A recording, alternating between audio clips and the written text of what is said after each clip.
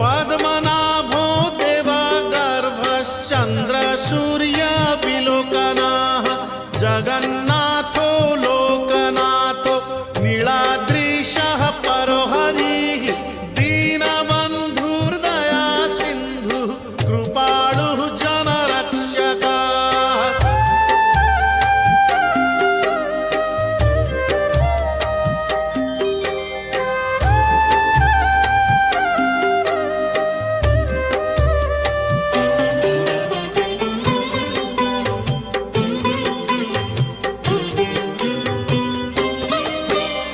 कम्बुपाणिः चक्रपाणिः पद्मनाभो